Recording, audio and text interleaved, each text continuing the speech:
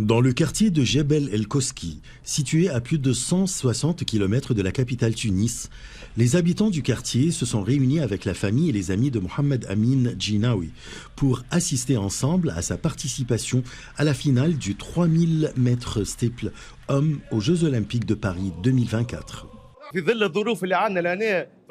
À la lumière des circonstances dures que nous vivons à Al-Kérouan, où une grande partie de la jeunesse est perdue, on ne peut qu'éprouver le sentiment de fierté d'avoir un champion qui nous représente dans les Jeux hauts. Un héros qui sort de notre quartier. Participer à la finale de ces compétitions, c'était un rêve pour nous. Remporter une médaille aux Jeux ou au championnat du monde, ça nous réjouit tous. Tout au long des compétitions finales auxquelles Mohamed a participé, les habitants et amis du quartier le suivaient à la télévision au milieu de cris d'encouragement et de souhaits d'obtenir une médaille olympique ou au moins une place avancée. Par nature, nous sommes nés avec le sourire. Je veux dire, nous lui avons dit qu'il devait faire quelque chose, mais ce sont des circonstances difficiles. Ces circonstances sont la joie de s'entraîner, il ne se soucie pas de ce qu'il atteint. Laissez le héros devenir un héros. Rida Djinaoui, le père de Mohamed, a été la première personne présente à regarder les compétitions de son fils aux Jeux Olympiques.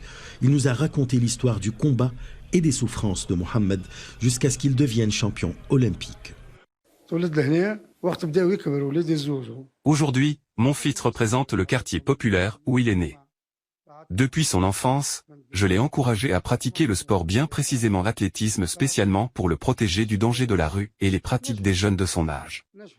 Depuis, il a été sérieux, il s'est entraîné avec en tête de devenir un jour champion malgré le manque des moyens.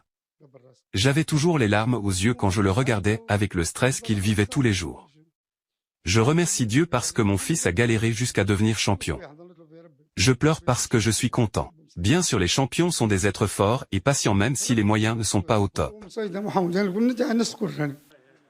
Rida attribue le mérite de l'excellence sportive de son fils au club dans lequel il s'est entraîné et à son entraîneur qui a travaillé pendant des années pour le former, l'encourager et lui donner tout ce dont il avait besoin pour devenir un champion, surmontant les circonstances difficiles et le manque de capacité.